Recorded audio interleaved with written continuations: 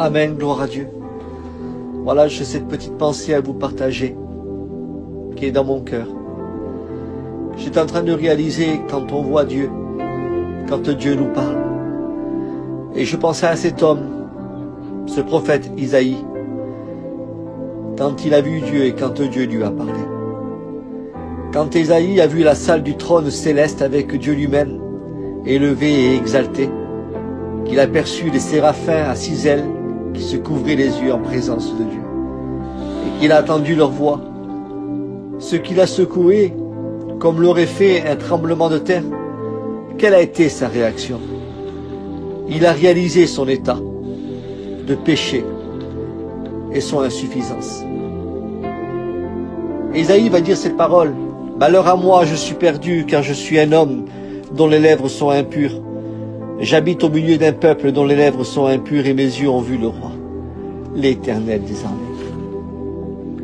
Quand on nous rencontre Dieu et que nous ressentons sa sainteté et sa pureté dans nos vies, sa puissance et sa gloire, nous ne pouvons rien faire d'autre que de s'humilier. Cela nous pousse à confesser nos péchés. C'est simplement d'humilité en action.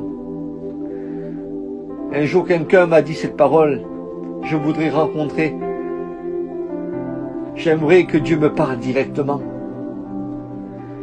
Et savez-vous qu'est-ce que j'ai répondu? J'ai dit que si Dieu te parlait directement, il ne te dirait pas ce que tu as envie d'entendre. Et souvent de fois, c'est comme ça. La première réaction d'Ésaïe a été la crainte envers Dieu, à cause de la gloire. Sa deuxième a été la peur, à cause de son insuffisance. Mais sa troisième réaction a été un désir de le servir. Quand Dieu a demandé: qui enverrai-je?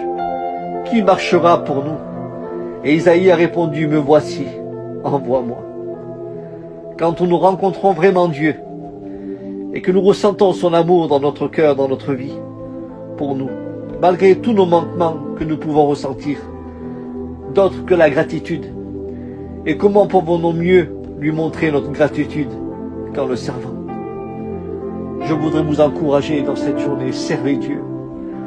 Servez-le avec le temps qui nous reste. Ne pensez plus à vos affaires, ne pensez plus à ce que le monde voudra vous offrir. Servez Dieu. Ayez ces réactions qui viennent du ciel. Et laissez Dieu vous parler dans vos vies. Que Dieu vous bénisse.